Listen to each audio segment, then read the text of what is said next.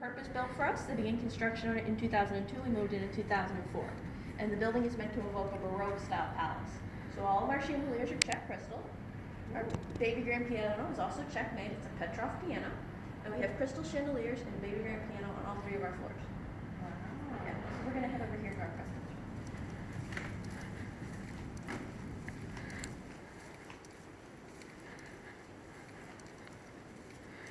So we call this our president's room because we have 3 democratically elected Czechoslovakian presidents up here on the wall. So on the far right we have President Masaryk. He's the first president of Czechoslovakia. He became president in 1918 when Czechoslovakia was founded after the First World War and the breakup of the Austro-Hungarian Empire. So before that, the Czechs were ruled over by the Habsburg dynasty. In the middle we have President Beneš. Beneš became president in 1935, so he was president in 1938 when the Nazis invaded. He ended up having to flee the country. He sought refuge in Great Britain and organized Czechoslovakian resistance against the Nazis from there. And then lastly, we have President Havel. Havel became president in 1989 after the Velvet Revolution.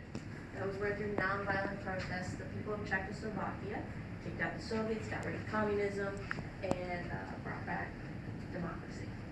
And so Havel became president, and he's the last president of Czechoslovakia because in 1993 they split up in the Czech Republic and Slovakia.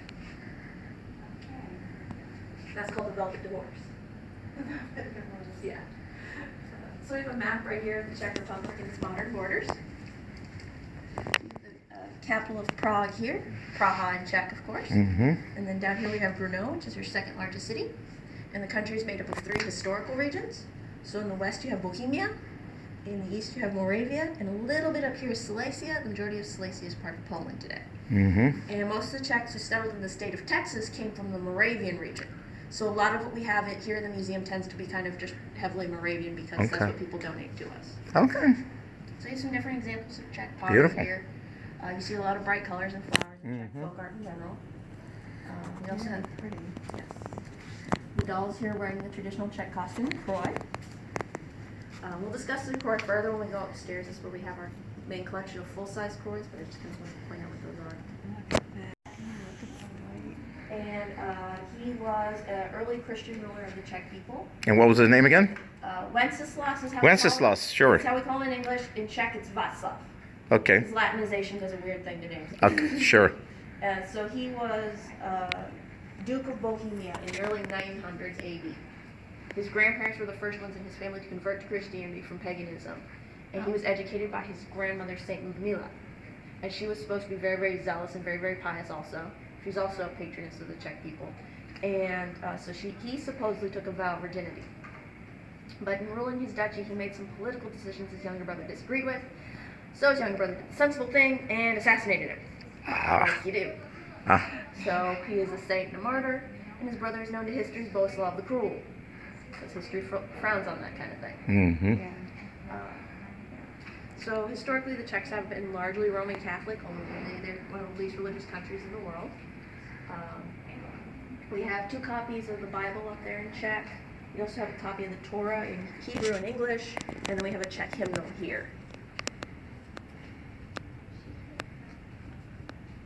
I don't really speak Czech, so don't ask me to It's not an easiest language. There's so many consonants. Not so much the vowels, and they're very long. Was your father speak? No, so my family came to Texas like 3 or 4 generations ago, so and my dad's passed away, but he'd only spoke a little Czech. My grandma could speak it, and of course my great-grandfather could speak it. So this is a Hebrew Bible. Yeah.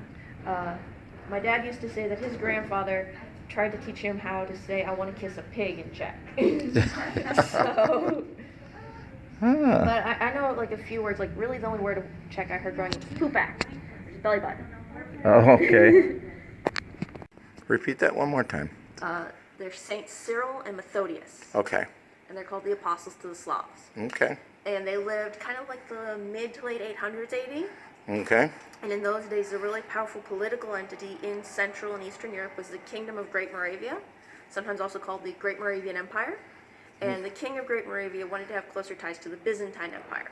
So he sent the emperor a request for some missionaries. The emperor sent these 2 Greek brothers, and along with preaching the gospel, They were charged with translating the liturgy into the Slavic language. Oh, In order wow. to do so, they had to come up with a written language for the Slavic peoples because they didn't have one.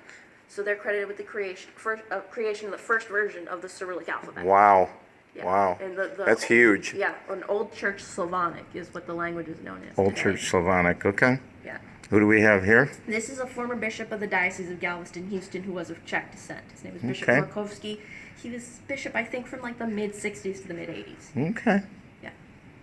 He was born in the town of Dubina, Texas, Okay. which was one of the first like all Czech settlements in Texas. Mm-hmm. And the name Dubina in Czech means little oak grove, Okay. or just oak grove, something like that. Okay. Yeah. What do we have here? Beautiful wood carved piece of furniture that I don't know when it's from, Okay. but it's beautiful. It sure is. And then over here we have a painting of the mythic forefather of the Czech people. His name is Forefather Czech or Great Grandfather Czech. It can be translated either way. And according to legend, he's one of three brothers, and his brothers were Lech and Rus, and they're supposed to be the forefathers of the Polish and the Russian people. So it's a story of shared Slavic heritage that they're all related peoples. Oh, And okay. depending on who's telling it and when, sometimes they leave out Rus.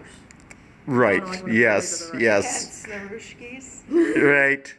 Although they also may be referring to the Kievan Rus, which are the Ukrainians today. So Exactly. yeah. So here we have two famous Czech composers. Mm-hmm. At the top we have Smetana, who he was kind of one of the first nationalist Czech composers. Okay. Before the Czech Republic was even a nation, but he was promoting Czech nationalist ideals in his works, and he liked to incorporate Czech folk music into his works. So one of his pieces, the one I know the most about, which is an opera called The Bartered Bride, he incorporated the polka into it. Oh, really? Yes. And then at the bottom there we have Dvorak. Dvorak, Of sure. course, he's very famous. Very famous, Yes. yeah, Dvorak. And he, of course, lived here in the United States for a time in the late 1800s, in New York and in Iowa. Okay. And he's best known in the U.S. for the New World Symphony, which he composed while living here. Or Kroya, I think is the proper... Kroya? Kroya, I think is the proper way to do the pluralization of it. But the different styles of Kroy are regional variations. So it's said in the old days, you could tell down to the village where somebody was from by the style of their Kroy. So most of these are Moravian, although this one right here is actually Slovak. This is a good example of Slovak. Yeah, this is a Slovak Kroy. Ah, Yeah. very pretty. Nice. And, the men's outfits and the women's outfits are both called a kroy.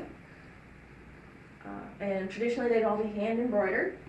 And some of these are from around 1900, so they are hand embroidered. Mm-hmm. And it's a lot of work to do all that embroidery. So they would reuse, the pieces were still reusable. They'd reuse them on a different dress. You can see on the one in the corner over there, where you can see there's a slightly different color of the velvet there on the sides, the middle panel, because things didn't fit anymore. So she just added another panel of velvet to it. Okay. Yeah. Yes, that does happen. Yeah, and then we've got the willow whips like you were talking about downstairs, right there. Mm-hmm. Korback. And what do you do with those whips? So that is part of a fertility ritual that goes back to pagan times that they do around Easter, and the boys will make them and, dress up in their kroys and walk down the streets singing and drinking, and they whip the girls. I personally would not put up with this. There would be punching, but I'm an American feminist. The gals get back because the following day they're allowed to take cold water and dump on any men that they want. That's at least what I read about. So Yeah, I've read that too, that they do that in some places. yeah. 50s when it started? Yes. Okay. There were a few Czechs already in Texas before 1850. Okay. But in 1848, there were some, what do you call it? They changed the laws in the Austro-Hungarian Empire. Reforms, that's the word I was looking for. Because before that, they basically still had serfdom. Right. And so after 1848, it was easier for people to leave. And so Czechs were leaving because there was economic depression. They also were trying to get basically away from the Austro-Hungarian Empire because they were Turks. Yes. They were really pushing Germanization, so they didn't want people speaking the Czech language, and it almost died out. Mm-hmm. They were pressing different minority Protestant religions. They were drafting young men into the military and getting them killed. And it was not a nice time to be living there. No. And in 1849, there was this Czech Protestant minister who left Europe to come to the town of Cat Springs, Texas. He was coming here to be the minister for a German community that was living there. Oh, When he okay. got to Texas, he fell in love with it. And he wrote these glowing letters back to his friends talking about how wonderful Texas was, how much land and opportunity there was in Texas. And, they kind of spread word of mouth from there. And slowly, more people started coming. By, I think it was by the Civil War, there were about 700 Czechs living in Texas. Oh. And after the Civil War ended, it just blew up from there. And today, the state of Texas has the largest population of Czech Americans in the United States. Wow. There are close to 200,000 people in the state of Texas who claim Czech ancestry. Okay. There's a reason why the kolache is ubiquitous in Texas. Yes. Now, of course, we make the Yeah. sausage kolaches mostly, is what most Texans think of as a kolache, which is a completely Texas thing. But you can get really good kolaches in a lot of the small towns in south central Texas. Okay. I like that. A home's blessing. Yeah. Yeah, that's really nice. I like that. Yeah. And most of the Czechs who are coming here to Texas were coming here to be farmers. So that's why you get a lot of rural Texas. That's really Czech. Okay. Okay, so what do we have down here? These are ancestors of one of our members. They settled in the Rosenberg area, which is just directly west of here. So this was the gentleman who moved to Texas. This was his father, who remained in the Czech lands. Mm-hmm. And these two are his children. Oh, okay. Yeah, they were the Šebek family. I believe it's how it's pronounced. Okay. Could also be Sebek. They may have left the hot Czech off of it, so. Mm-hmm. And then this crib and the vanity around the corner belong to a family that settled in Caldwell, Texas. Which is another very Czech town. They actually call themselves the kolache capital of Texas. Okay. And according to the write-up we have on the family, the crib saw constant use. They had 6 kids, Oh and then my the mom gosh. would lend it out to all her sisters as well. Oh, okay. Of course, 6 is nothing compared to my family. Basically now the Czech Republic, the Bohemian Moravian Protectorate, they eventually put the SS General Heydrich in charge of it. He was a horrible man. They called him the Butcher of Prague. And 2 Czechoslovakian resistance soldiers who were trained in Great Britain were parachuted in specifically to assassinate him. Okay. It's called Operation Anthropoid. Operation? Anthropoid. Okay, Anthropoid. There's Okay. actually a movie that came out last Okay. year, I think, about it. Okay. And so what they ended up doing was Heydrich was being driven down the road in his open-top car in Prague.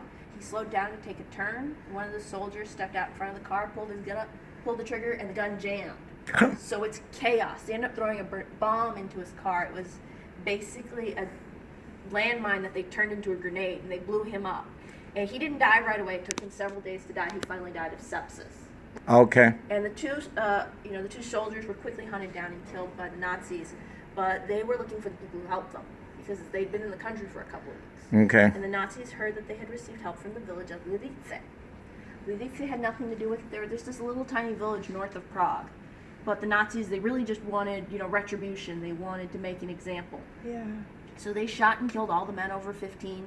They sent all the women to concentration camps. They rounded up all the children. The ones they thought looked German enough were given to SS families to raise and indoctrinate, and the rest of the children were gassed. Oh. And they leveled the town. They lit it on fire. It didn't burn. They blew up. Oh. This was horrific atrocity. There was international outcry. There were towns in Central and South America that changed their names in honor of Lidice. Wow. And after the war, there were survivors, mostly women who survived the camps, a few of the children. Mm-hmm. They returned. They eventually rebuilt the town at a slightly different location. And on the original location today, there's a memorial. They have a Okay. beautiful rose garden, and they have a statue that's dedicated to the children. Yeah, and from what I understand, the artist looked at photographs either of the children, if such photographs existed, or of their parents, to try to make their faces recognizable. Oh my. Yeah. Wow.